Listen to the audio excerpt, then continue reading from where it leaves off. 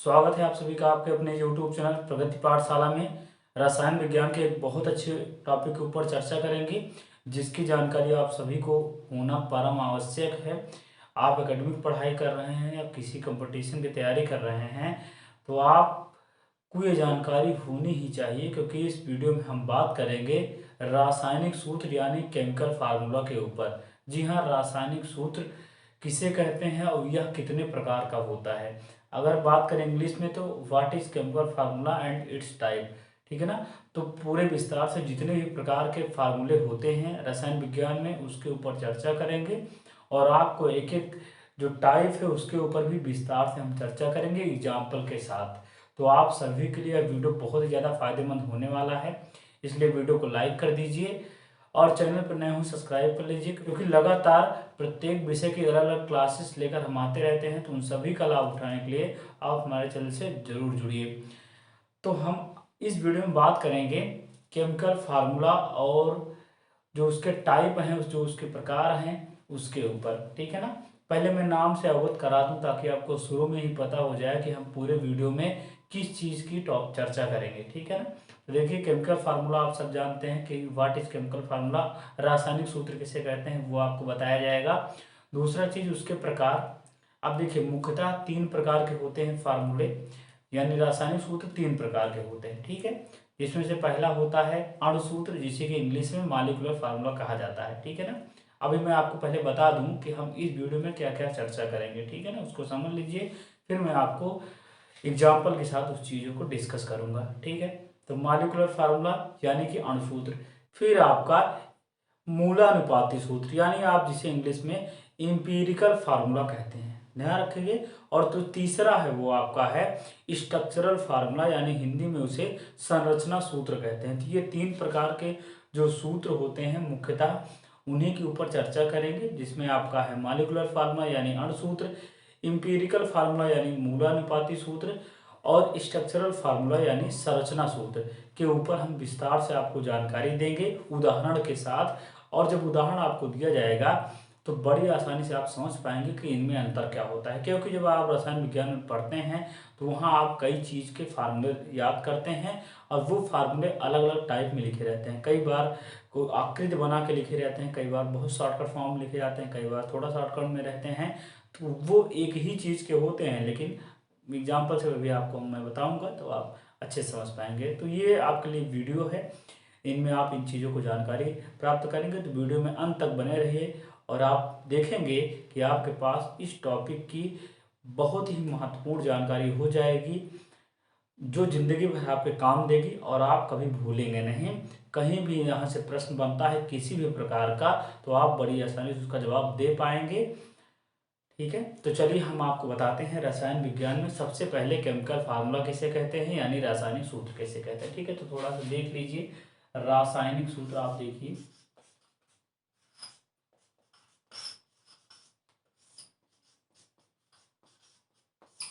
ठीक है।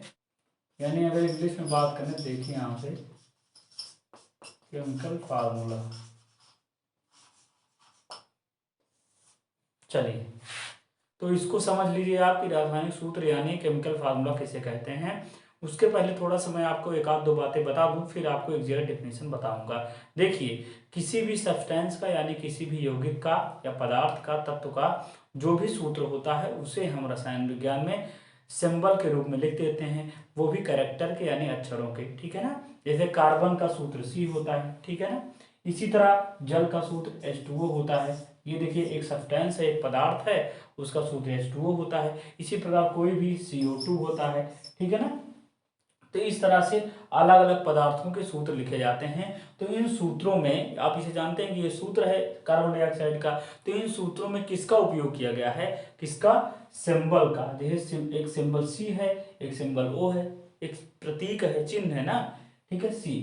तो अगर परिभाषा की बात करें तो आप इसको ऐसे समझिए कि प्रतीकों का वह समूह, प्रतीकों का वह समूह, एक समूह है ना, कलेक्शन ऑफ सिंबल, प्रतीकों का वह समूह जो किसी रासायनिक पदार्थ के संगठन को व्यक्त करता है उसे ही रासायनिक सूत्र कहा जाता है। फिर समझिए, प्रतीकों का वह समूह, देखिए प्रतीक है, ये हाइड्रोजन ये H जो है आप इसको हाइड्रोजन पढ़ते हैं, लेकिन क्या वास्तव में हाइड्रोजन है? ये हाइड्रोजन का सिंबल है, हाइड्रोजन का प्रतीक है। ठीक है, आप ऐसा एटॉमिक नंबर, एटॉमिक वेट में पढ़े होंगे। H किसका सिंबल होता है? हाइड्रोजन का। O किसका सिंबल होता है? ऑक्सीजन का। N किसका होता है? नाइट्रोजन। इसी तरह प्रत्येक तत्व का N सोडियम का होता है। तो ये सब अलग अलग तत्वों के क्या होते हैं? सिंबल होते हैं। जब इन्हीं सिंबलों को मिला दिया जाता है उचित रेशियो में, जिससे कंपाउंड बन पाए, ठीक है, तो इसीलिए कहा जा रहा है प्रतीकों का समूह, क्योंकि ये सब प्रतीक हैं, सिंबल हैं, collection of symbol. Collection of symbol, ये सब कलेक्शन ऑफ सिंबल नहीं है, सिंबल ही तो है। H एक सिंबल है, O एक सिंबल है। Collection of symbol which denote A perfect compound, जो एक क्या दिखाए हमको? पूर्ण यौगिक दिखाए, जो सुपरिभाषित, जिसको हम पढ़ें, जो एकदम शुद्ध और सही हो, वो हमें यौगिक दिखाए, तो उस कलेक्शन ऑफ सिंबल को हम क्या कह देंगे? केमिकल फार्मूला कह देंगे। ठीक है ना? तो इसका मतलब ये है कि प्रतीकों का समूह जो क्या व्यक्त करे? किसी रासायनिक पदार्थ को व्यक्त करे, किसी रासायनिक पदार्थ के संगठन को व्यक्त करे। ठीक है ना? अब देखिए, ये प्रतीकों का ही तो समूह है। एक प्रतीक C है, एक O है। किसको व्यक्त कर रहा है? एक प्रकार के यौगिक को व्यक्त कर रहा है, एक प्रकार के पदार्थ को व्यक्त कर रहा है। इसका नाम क्या है? Carbon dioxide. ठीक है ना? यहाँ से देखिए, ऑक्साइड है, कार्बन डाइऑक्साइड है। ये तो एक प्रकार का क्या है? कंपाउंड है, या कहिए आप मैटर है। ठीक है ना? तो वो जो कलेक्शन ऑफ सिंबल है, जब कभी भी एक मैटर को शो करे या कंपाउंड को शो करे, तो उस कलेक्शन ऑफ सिंबल को हम क्या कह देंगे? प्रतीकों के समूह क्या कह देंगे? केमिकल फार्मूला कह देंगे। अगर नहीं शो कर रहा है तो उसे हम केमिकल फार्मूला नहीं कहेंगे। जैसे कि आप, ऐसा नहीं है कि जैसे कि आप ये मिला लीजिए, HON, Na, सब Cl, कई सारे कलेक्शन ऑफ सिंबल कर लीजिए। देखिए, इसमें कई सारे कलेक्शन ऑफ सिंबल तो ये भी है, प्रतीकों का समूह तो ये भी है, लेकिन क्या आपका ये रासायनिक सूत्र कहलाएगा? नहीं कहलाएगा। क्यों नहीं कहलाएगा? क्योंकि यह किसी भी पदार्थ को नहीं व्यक्त कर रहा है, किसी भी कंपाउंड को नहीं शो कर रहा है, किसी भी सब्सटेंस को नहीं शो कर रहा है। नहीं शो कर रहा है तो इसे हम केमिकल फार्मूला नहीं कहेंगे। लेकिन अगर शो कर रहा है तो कह देंगे। जैसे कि हम ले लें इस तरह से, देखिए H2SO4, देखिए यहाँ भी 3 तरह के अलग अलग सिंबल हैं, H है, S है, O है। ठीक है, लेकिन ये कलेक्शन ऑफ सिंबल ये भी है, लेकिन ये शो कर रहा है, क्या शो कर रहा है? एक प्रकार के सब्सटेंस को, एक प्रकार के कंपाउंड को, सल्फ्यूरिक एसिड को शो कर रहा है। ठीक है, तो इसलिए ये क्या कहलाएगा? एक प्रकार का फार्मूला कहलाएगा। अब वो जिस तत्व के लिए हम पढ़ते हैं वो उसके नाम से जाना जाएगा। ठीक है ना? तो कुल मिला कि ये एक फार्मूला है, ये भी फार्मूला है, ये भी फार्मूला है। तो इस फार्मूले में किसका यूज किया गया है? प्रतीकों का यूज किया गया है, सिंबल का यूज किया गया है। ठीक है ना? तो सिंबलों के कलेक्शन होगा, क्योंकि कई सारे सिंबल रहते हैं। ठीक है ना? तो ये आपका पूरा रासायनिक सूत्र की परिभाषा हो गई, और उसके बारे में आप समझ चुके होंगे कि किसे कहते हैं। एक बार फिर से मैं डिफिनीशन आपको क्लियर कर दूं कि प्रतीकों का वह समूह, प्रतीकों का समूह, कलेक्शन ऑफ सिंबल, प्रतीकों का समूह जो किसी रासायनिक पदार्थ को व्यक्त करे, किसी रासायनिक पदार्थ के संगठन को व्यक्त करे, उसे क्या कहते हैं? रासायनिक सूत्र कहते हैं, या केमिकल फार्मूला कहते हैं। Chemical formula is a group of या collection of symbol which show a perfect compound, perfect substance. ठीक है ना? तो इतना आप ध्यान रखेंगे इस तरह से। चलिए, तो ये तो बात हो गई कि रासायनिक सूत्र की, समझ पाए आप ना? इसके बाद हम आपको बताते हैं कि जो रासायनिक सूत्र हैं वो मुख्यतः 3 प्रकार के होते हैं। ठीक है ना? तो उसको आप जान लीजिए। जैसा कि मैंने वीडियो के प्रारंभ में बताया था कि आप उन चीज़ों को की जानकारी भी इस वीडियो में प्राप्त करेंगे। ठीक है ना? तो वो तीनों टाइप जो मैंने आपको बताया था, यानी मॉलिक्यूलर फार्मूला, अणु सूत्र, मूलानुपाती सूत्र, यानी जिसे आप एम्पिरिकल फार्मूला कहते हैं, और स्ट्रक्चरल फार्मूला, यानी जिसे आप संरचना सूत्र कहते हैं, उसकी भी जानकारी आप विस्तार पूर्वक ले लीजिए और समझ लीजिए। ज़िंदगी में बहुत काम देगी, कभी आप भूलेंगे नहीं। तो देखिए, चलिए उसको हम समझ लेते हैं। आपको बताते हैं कि रासायनिक सूत्र के प्रकार आप देख लीजिए। तो चलिए आइए देख लीजिए रासायनिक सूत्र के प्रकार, टाइप ऑफ केमिकल फार्मूला क्या होते हैं। तो देखिए, मुख्यतः मैंने आपको बताया है शुरू में कि 3 प्रकार के केमिकल फार्मूला को हम आपको बताएंगे इस वीडियो में, वही मुख्य होते हैं। ठीक है? तो सबसे पहले देखिए, यहाँ से हम बात कर लेते हैं। सबसे पहले देखिए मॉलिक्यूलर फार्मूला, यानी हिंदी में जिसे कहा जाता है अणु सूत्र। आप ध्यान रखेंगे, अणु सूत्र यानी जिसे कि मॉलिक्यूलर फार्मूला कहा जाता है। ठीक है ना? ये देखिए, तो अणु सूत्र क्या होता है उसको आप समझ लीजिए, मॉलिक्यूलर फार्मूला किसे कहते हैं। देखिए, ये जो मॉलिक्यूलर फार्मूला होता है वो वह फार्मूला होता है, एक प्रकार का कलेक्शन ऑफ वो सिंबल तो होगा ही, ठीक है, प्रतीकों का समूह तो होगा ही, लेकिन वो किस रूप में लिखा रहता है इससे ही वो टाइप अलग अलग हो जाता है, ठीक है ना। अब जो तीनों प्रकार के सूत्र हैं वो सूत्र ही हैं, लेकिन उनको लिखने का तरीका अलग अलग है, इसलिए वो अलग अलग टाइप के होते हैं। तो याद रखिएगा ये जो तीनों सूत्र हैं इनमें अंतर क्या है कि वो अलग अलग तरीके से लिखे जाते हैं। एक ही चीज, एक ही तत्व का, एक ही सब्सटेंस का, एक ही पदार्थ का वो सूत्र होगा, लेकिन अलग अलग टाइप से लिखा जाएगा, 3 टाइप से लिखा जाएगा, इसलिए हम 3 टाइप के पढ़ते हैं, ठीक है ना। वाटर का ही मैं आपको फार्मूला 3 तरीके से लिख के बताऊंगा, ठीक है ना। तो आप इतना समझिए, क्लियर हो रहा है। चलिए तो देखिए मॉलिक्यूलर फार्मूला क्या होता है, अणुसूत्र क्या होता है, उसको आप समझ लीजिए।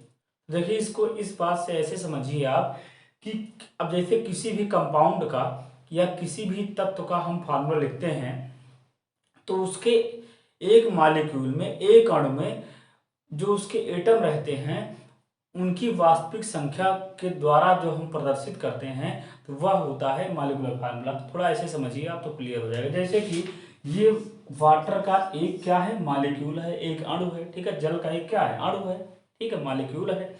तो इसमें हम जो इसमें परमाणु हैं ये पूरा तो एक मॉलिक्यूल है, आप सब मॉलिक्यूल चांस समझते होंगे। वाटर का एक मॉलिक्यूल पूरा H2O है, उसमें क्या है, एटम है, एक एटम या चाहे एक O है, मतलब एक परमाणु, हाइड्रोजन है, एक ऑक्सीजन है।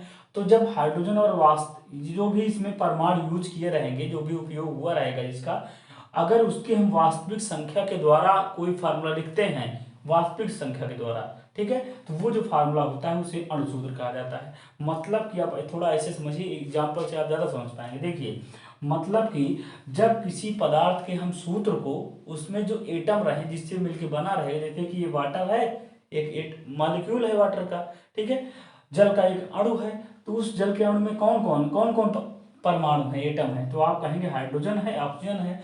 तो जल के जो सूत्र है उसमें से हाइड्रोजन का कितना एटम है, 2 एटम होता है, और ऑक्सीजन कितना होता है, 1 होता है। यही इसकी वास्तविक संख्या है, इसमें हम कम नहीं कर सकते हैं, ठीक है ना।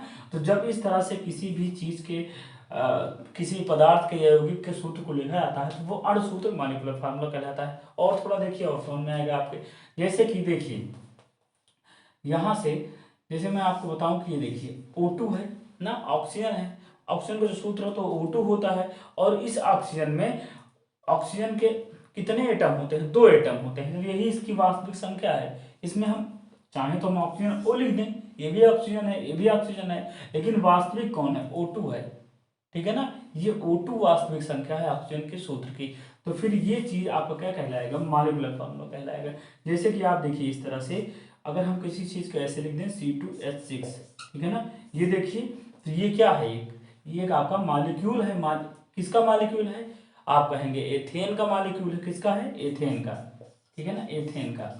तो एथेन का एक क्या बन गया, मॉलिक्यूलर फार्मूला बन गया, क्योंकि आप जानते हैं कि एथेन में कार्बन की संख्या कितनी होती है, 2 होती है, हाइड्रोजन की संख्या कितनी होती है, 6 होती है, तो यही इसकी वास्तविक संख्या है। तो जब हम किसी भी पदार्थ के या यौगिक के का सूत्र लिखें और उसमें जो एटम यानी परमाणु उपयोग किए गए हैं उनको उनकी वास्तविक संख्या के रूप में लिखें, जो, ठीक है ना, वास्तव में जो जितने एटम रहते हैं, तो वो जो सूत्र बनता है वो आपका अणुसूत्र कहलाता है, ठीक है ना। तो अब मुझे उम्मीद है आप समझ चुके होंगे, नहीं तो मैं जब थोड़ा सा आपको मूलानुपातिक सूत्र बताऊंगा, ठीक है ना, इंपीरिकल फार्मूला, तो आप अच्छे से और अंतर कर पाएंगे, तो उसको आप देख लीजिए। देखिए अब दूसरा आप समझिए, यहाँ आप समझिए कि मूलानुपाती सूत्र, ठीक है ना, मूलानुपाती सूत्र, ये देखिए, ठीक। अब मूलानुपाती सूत्र यानी आप इसे इंग्लिश में कहते हैं एम्पिरिकल फार्मूला, ठीक है ना। तो इसको आप समझ लीजिए, मूलानुपाती सूत्र यानी इंपीरिकल फार्मूला क्या है, उसको ऐसे समझिए जैसे कि मैंने यहाँ पे लिखा था C2H6, ठीक है ना, तो ये वास्तविक संख्या है ना, इसमें जो कार्बन की कितनी संख्या है, 2, हाइड्रोजन कितनी संख्या है, 6 संख्या है। तो ये जो आपका एथेन का सूत्र है ये आपका वास्तविक संख्या के रूप में लिखा है कि एथेन के जो एक मॉलिक्यूल होता है, एक अणु जो उसका होता है, उसमें कार्बन की संख्या कितनी होती है? 2 होती है। हाइड्रोजन की संख्या कितनी होती है? 6 होती है। तो ये आपका अणु सूत्र है। यदि हम मूलानुपाती सूत्र की बात करें, इंपीरिकल फार्मूला की, तो इतना समझिए किसी भी सब्सटेंस का या किसी भी कंपाउंड का, यौगिक का जो ये मूलानुपाती सूत्र होता है वो उसकी वास्तविक संख्या को नहीं लिखा शो करता है, वो उसका निश्चित सरल अनुपात को शो करता है, सरल सिंपल रेशियो को। ठीक है ना? कैसे? जैसे कि अगर इसका हम रेशियो निकालेंगे तो देखिए यहाँ कार्बन का कितना संख्या है? 2, और हाइड्रोजन कितना है? 6 है।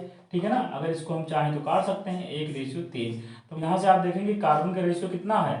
1, और हाइड्रोजन का रेशियो कितना है? 3। तो इसका मतलब इसका अगर हम अगर इसका हम मूलानुपाती सूत्र यानी इंपीरिकल फार्मूला की बात करें तो कार्बन 1 रहेगा, तो हाइड्रोजन कितना रहेगा? 3 रहेगा। तो ये देखिए एथेन का ये अणु सूत्र है, मॉलिक्यूलर फार्मूला, और ये एथेन का CH3 क्या है? मूलानुपाती सूत्र है, इंपीरिकल फार्मूला है। कुछ समझ में आ रहा है? तो इसका क्या हो गया? ये सरल अनुपात हो गया। ठीक है ना? इनमें जो एटम उपयोग किए जाते हैं वो फिक्स रेशियो में नहीं, जैसे कि आप इतना जानते हैं कि एथेन में 2 कार्बन होता है। ठीक है ना? तो वो उसका अणु सूत्र है क्योंकि निश्चित संख्या है। लेकिन जब उसकी जो संख्या होती है उसका रेशियो हम निकाल लेते हैं, वो किसमें? सिंपल रेशियो में। ठीक है ना? सरल अनुपात में। देखिए हमने निकाल लिया। तो जब इस तरह से हम इसको शो कर देंगे तो हमारा क्या कहलाएगा? क्या कहलाएगा? मूलानुपाती सूत्र कहलाएगा। जैसे कि आप एक और थोड़ा समझिए, जैसे मैं आपके सामने लिख दूं, देखिए C6H6 तो आप ये कहेंगे ये तो बेंजीन का सूत्र है। किसका सूत्र है? बेंजीन का। ठीक है ना? तो ये अब देखिए, अब बेंजीन के सूत्र में आप जानते हैं कि कार्बन की संख्या कितनी होती है? 6। हाइड्रोजन संख्या कितनी होती है? 6। तो ये इसके निश्चित मान में लिखे हैं, वास्तविक संख्या के रूप में लिखे हैं, इसलिए ये सूत्र क्या कहलाएगा? अणु सूत्र कहलाएगा, मॉलिक्यूलर फार्मूला कहेगा। लेकिन अगर इसका मूलानुपाती सूत्र ज्ञात करना हो हमको तो हम क्या करेंगे भाई? 6:6 कर लेंगे भाई। कार्बन के भी 6 है, हाइड्रोजन का भी 6 है, तो 6 से 6 कट जाएगा, यानी कार्बन भी 1 रहेगा तो 1 हाइड्रोजन भी रहेगा। तो ये बेंजीन का क्या बन गया? CH। याद रखिए, ये बेंजीन CH क्या बन गया? बेंजीन का मूलानुपाती सूत्र, इंपीरिकल फार्मूला बन गया। कुछ क्लियर हो रहा है? नहीं हो रहा? ठीक है ना? मतलब देखिए सरल अनुपात बन गया भाई कि अगर 1 कार्बन है तो 1 हाइड्रोजन होगा, 2 कार्बन है 2 हाइड्रोजन होगा, 3 कार्बन है 4 हाइड्रोजन होगा। तो एक सिंपल रेशियो निकाल लेते हैं हम, सरल अनुपात। यहाँ पे आपने क्या देखा कि अगर 1 कार्बन रहेगा तो 1 कार्बन रहेगा तो 3 हाइड्रोजन, 2 कार्बन 6 हाइड्रोजन, 3 कार्बन रहेगा 8 हाइड्रोजन। इसी प्रकार एक देखिए फिक्स रेशियो आपको मिलेगा। समझ पा रहे हैं ना? एक सरल अनुपात मिलेगा। ठीक, तो इतना आपको ध्यान रखना। इसमें अंतर आप समझ चुके होंगे कि जब किसी भी जिसका भी हम सूत्र लिखें, अगर उसमें जितने भी उसके एटम होते हैं उसको उसकी वास्तविक संख्या में ही लिख दें। जैसे कि बेंजीन का सूत्र C6H6 होता है, बिल्कुल सही है। इसमें कार्बन की संख्या कितनी होती है? 6 होती है। ठीक है, और हाइड्रोजन की भी संख्या कितनी होती है? 6 होती है। तो जब इसी रूप में हम इसको लिख देंगे जो उसका रियल में फार्मूला है, तो हमारा क्या कहलाएगा? अणु सूत्र, मॉलिक्यूलर फार्मूला कहलाएगा। ठीक है, लेकिन अगर इसके एटम का हम सरल अनुपात निकाल लें, परमाणु जो इसमें यूज है कार्बन और हाइड्रोजन, उसका हम क्या निकाल लें? सिंपल रेशियो निकाल लें, तो आप देखेंगे 6 है, कट जाएगा, 1 आ जाएगा। ठीक है ना? मतलब 1:1। इसका मतलब ये है कि 1 कार्बन से के लिए 1 हाइड्रोजन, 2 कार्बन के लिए 2 हाइड्रोजन, इसी प्रकार 4 कार्बन के लिए 4 हाइड्रोजन, और 6 कार्बन के लिए 6 हाइड्रोजन। यही है आपका सिंपल रेशियो यानी सरल अनुपात। तो अगर किसी भी सूत्र का हम सिंपल रेशियो निकाल लेते हैं तो हमारा क्या बन जाता है? मूलानुपाती सूत्र। ठीक है ना? ये आपको ध्यान देना पड़ेगा। तो ये चीज आप समझ चुके हैं कि अणु सूत्र और मॉलिक्यूलर फार्मूला में क्या डिफरेंस है। अब चलिए हम आपको बात करते हैं जो सबसे इंपॉर्टेंट है, संरचना सूत्र, यानी जिसे आप स्ट्रक्चरल फार्मूला कहते हैं। किसे कहते हैं वो आप समझ लीजिए। ठीक है, तो देखिए तीसरा आप है आपका संरचना सूत्र, जिसे कि आप स्ट्रक्चरल फार्मूला कहते हैं।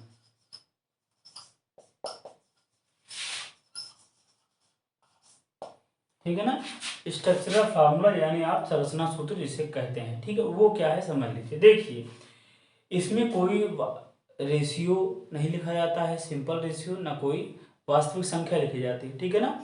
बस इसमें जो एक एटम दूसरे एटम में किस रूप में जुड़े हैं वो शो कर देते हैं, ठीक है ना। वो कैसे, वो आप समझिए। देखिए जैसे कि अब जैसे कि अणु सूत्र की बात करें तो देखिए यहाँ पे इसका एथियन का क्या था C2H6, ये थोड़ा आप समझे थे इस तरह, ठीक है। तो ये अगर इसके वास्तविक संख्या मतलब एथेन में ये आपका क्या है एथेन है, ठीक है ना। 2 कार्बन को एथेन कहा जाता है, एथेन का सूत्र है, ठीक है। जब आप इस तरह से वास्तविक संख्या के रूप में लिख देंगे H2O आप लिख देंगे, ठीक है ना, ठीक। तो ये इसकी वास्तविक संख्या है कि हाइड्रोजन की कितनी संख्या होती है, 2 होती है, ऑक्सीजन की 1 होती है। तो ये जो वास्तविक संख्या के रूप में आप लिखते हैं वो अणु सूत्र होता है।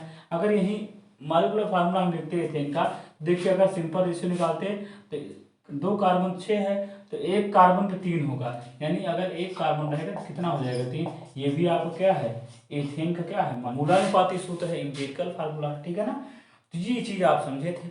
अगर हम बात करें संरचना सूत्र की तो वो कैसे होता है, देखिए अब इसके लिए कैसे संरचना बनती है वो आपको समझना पड़ेगा, ठीक है ना। बॉन्ड कैसे बनता है वहीं से आप समझ पाएंगे। देखिए जैसे कि हम सबसे पहले H2O की अगर बात करें तो देखिए ये तो इसका अणु सूत्र है, ठीक है ना, अणु सूत्र। और अगर मूलानुपाती सूत्र की बात करें तो देखिए 2:1 चलता है, तो इसमें कोई आप कमी नहीं कर सकते। तो इसका भी मूलानुपाती सूत्र H2O क्या होगा वही होगा, ठीक है ना, कोई फर्क नहीं पड़ेगा, क्योंकि इसमें सिंपल रेशियो में दिया ही है। तो ये चीज़ आप ध्यान रखेंगे। लेकिन इसमें अंतर आ गया है, उसको आप समझ सकते हैं, ऐसे बहुत सारे हैं, ठीक है ना। चलिए तो देखिए भाई संरचना सूत्र क्या है उसको आप समझ लीजिए कैसे संरचना बनती है। देखिए अगर वाटर की बात करें तो देखिए अब इसको संरचना बनाने के लिए आपको मैं बता रहा हूँ उसको समझ लीजिए। देखिए वाटर हाइड्रोजन का एटॉमिक नंबर n परमाणु क्रमांक 1 होता है, इलेक्ट्रॉनिक विन्यास भी 1 होगा। 2 हाइड्रोजन है तो हम 2 कर लेंगे इस तरह। ऑक्सीजन का 8 होता है तो इसका क्या हो जाएगा 2 6 हो जाएगा, ठीक है। अब आप सब जानते हैं कि बंध बनाने में कौन भाग लेता है बाहरी कोश का इलेक्ट्रॉन, तो इसका बाहरी कोश यही है 1 1 है, इसका बाहरी कोश 6 अच्छा ये 6 है। तो अगर ऑक्सीजन ऐसे लिख लें तो इसको कितना इलेक्ट्रॉन हमें शो करना पड़ेगा 6 इलेक्ट्रॉन, ठीक है ना।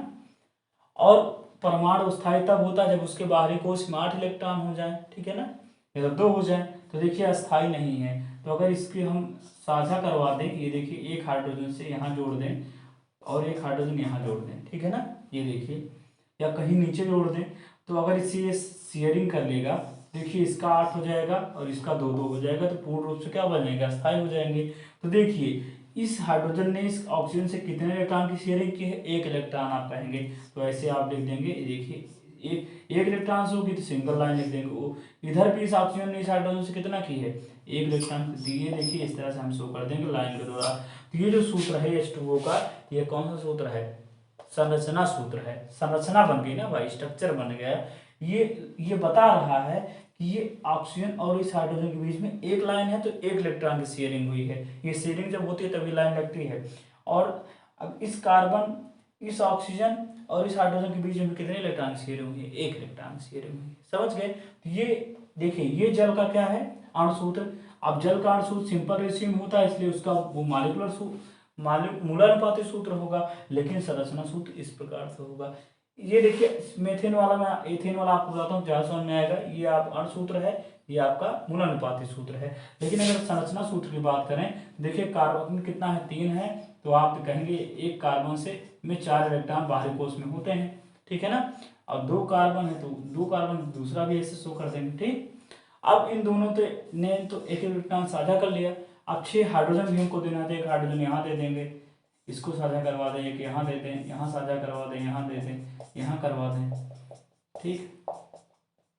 ये देखिए इस तरह जब साझा करवाएंगे देखिए सब पूर्ण हो गए। इसका कार्बन के पास 8 इलेक्ट्रॉन हो गया, 4 पहले का था, एक इस कार्बन से किया 5 हुआ, 3 हाइड्रोजन से किया, इधर भी वही चीज किया है, ठीक है ना। ये बॉन्ड में आपको बताया गया है। तो अगर संरचना की बात करें तो देखिए इस कार्बन से एक हाइड्रोजन यहाँ जुड़ा है, एक ऊपर जुड़ा है, एक नीचे जुड़ा है। ये जुड़ा का मतलब एक इलेक्ट्रॉन साझा किया है। ये इलेक्ट्रॉन साझा इस कार्बन से हुआ, एक यहाँ हाइड्रोजन साझा किया, एक यहाँ किया, एक यहाँ किया। तो ये देखिए ये भी आप अगर नाम देखें तो ये भी आपका क्या है एथेन है, ठीक है ना, क्या है एथेन ही है। लेकिन अब किस रूप में लिखा है संरचना के रूप में लिखा है, स्ट्रक्चर इसका बना हुआ है, ठीक है। तो ये जो सूत्र कहलाएगा विस्तार रूप में ये कौन सा सूत्र कहलाएगा स्ट्रक्चरल फार्मूला। और अगर इसकी बात करें हालांकि वो टॉपिक में मैंने वो अलग का टॉपिक है। इसे इलेक्ट्रॉन डॉट स्ट्रक्चर कहते हैं, इलेक्ट्रॉन डॉट स्ट्रक्चर, क्योंकि डॉट डॉट द्वारा आप शो कर रहे हैं, तो ये जैसे क्लास 10th वगैरह में पूछा जाता है, तो इसे इलेक्ट्रॉन डॉट स्ट्रक्चर कहा जाता है, ठीक है ना। लेकिन ये जो सूत्र है ये आपके सामने लिखा है HCHC ये आपका क्या कहलाता है, स्ट्रक्चरल फार्मूला यानी संरचना सूत्र कहलाता है। तो इसमें समझिए कि ये भी एथेन है, ये भी एथेन है, ये भी क्या है, एथेन है, ठीक है। लेकिन ये वास्तविक संख्या के रूप में लिखा आणु सूत्र, ये आपका निश्चित सरल अनुपात निकाल के लिखा गया है, इसलिए कौन सा हो गया, मूलानुपाती सूत्र। और ये देखिए किस प्रकार से उसकी संरचना या इलेक्ट्रॉन की शेयरिंग किस प्रकार से हुई, वो संरचना दर्शा दी गई, इसलिए कौन सूत्र कहलाएगा, संरचना सूत्र कहलाएगा। ये किसी प्रकार का हो सकता है, अगर दो दो इलेक्ट्रॉन साझा करेगा तो क्या हो जाएगा, वो आपका डबल बॉन्ड लगा दें। जैसे कि अगर ऑक्सीजन की बात करें तो ऑक्सीजन का अणु सूत्र क्या होता है, O2 होता है, ठीक, ध्यान रखिएगा O2 होता है, ठीक है, वास्तविक संख्या है का। ऑक्सीजन के सूत्र में ऑक्सीजन के कितने एटम होते हैं, 2 एटम होते हैं, ये ऑक्सीजन का एक मॉलिक्यूल है, ठीक है, एक छोटा सा भाग है, पूरे पदार्थ के एक छोटे से भाग को मॉलिक्यूल कहा जाता है, ठीक है ना। और सब ठीक है, तो इस अब उस मॉलिक्यूल में क्या पाए जाएंगे, एटम, तो ऑक्सीजन में कितने एटम है, 2 एटम है, ठीक है, तो ये इसका अणु सूत्र है। लेकिन अगर मूलानुपाती सूत्र की बात करें तो क्या होगा, आप बताइए मुझे, तो कितना होगा, O होगा ना, क्योंकि वास्तविक संख्या नहीं लिखनी है हमको, तो ये O हो जाएगा। लेकिन अगर संरचना सूत्र की बात करें, देखिए 2 ऑक्सीजन है, तो आप क्या करेंगे यहाँ पे, देखिए अब ऑक्सीजन का 8 होता है, तो यहाँ 6 इलेक्ट्रॉन शो करा देंगे आप, ठीक है, इधर भी ऑक्सीजन का 6 होता है, ठीक है। अब इसे 2 इलेक्ट्रॉन चाहिए, इसे भी तो चाहिए, तो हम क्या कराएंगे, 2 इलेक्ट्रॉन की क्या करा दें, शेयरिंग करा दें, ठीक है ना। तो ये आपका क्या बन जाएगा, अस्थाई हो जाएगा, स्टेबल हो जाएगा, यानी आपको बन जाएगा O डबल बॉन्ड O। ये चीज आप देख रहे हैं ना, O डबल बॉन्ड O। तो यही जो O डबल बॉन्ड O लिखा है, ये आपका कौन सा फार्मूला है, स्ट्रक्चरल फार्मूला है, संरचना सूत्र है, ठीक है ना। तो ये देखिए अब डबल बॉन्ड क्या शो कर रहा है, 2 लाइन क्या शो कर रही है, इन दोनों ऑप्शन के बीच में 2 इलेक्ट्रॉन की साझेदारी हुई है, 2 इलेक्ट्रॉन की शेयरिंग हुई है। हालांकि अलग बात है 2 लाइन 3 लाइन क्या शो करती है, फिर भी समझिए कि इस तरह से होता है अणु सूत्र, और इस तरह से होता है मूलानुपाती सूत्र, और इस तरह से क्या होता है, संरचना सूत्र होता है। तो ये पूरी जानकारी रही कि रासायनिक सूत्र कैसे कहते हैं। वो 3 प्रकार के जो रासायनिक सूत्र होते हैं, यानी मूलानुपाती सूत्र, अणु सूत्र और संरचना सूत्र, वो मैंने आपको विस्तार से बताया है। उम्मीद करता है आपको समझ में आया होगा। अगर कोई समस्या है, कम समझ में आया है, तो उसको बार बार देखिए, ध्यान समझिए, सब समझ में आ जाएगा, ठीक है। और भी कोई दिक्कत है उसको कमेंट बॉक्स में जाके कमेंट कीजिए, बिल्कुल आपकी हर समस्या का निराकरण तुरंत किया जाएगा, ठीक है ना। तो इस प्रकार ये टॉपिक आपका समाप्त हुआ। नेक्स्ट वीडियो हम एक बहुत अच्छे टॉपिक के साथ चर्चा करेंगे, जो आपका साइंस से ही रहेगा। तो अगर आपको ये पूरी जानकारी पसंद आए, तरीका पसंद आए, वीडियो को लाइक करिए, शेयर जरूर करिए, ताकि अधिक से अधिक लोग इसकी जानकारी प्राप्त कर पाएँ, और उनके मन में कोई भी डाउट हो, कोई भी उनको दिक्कत आ रही हो, तो वो उसको अच्छे से समझ पाएँ। और इसी प्रकार अन्य प्रत्येक क्लास की वीडियोज लेकर हम आते रहते हैं, तो उन सभी का लाभ उठा पाएंगे आप, जब आप चैनल से जुड़ जाएंगे। तो जुड़िए चैनल से और एक गुणवत्तापूर्ण शिक्षा का लाभ उठाइए।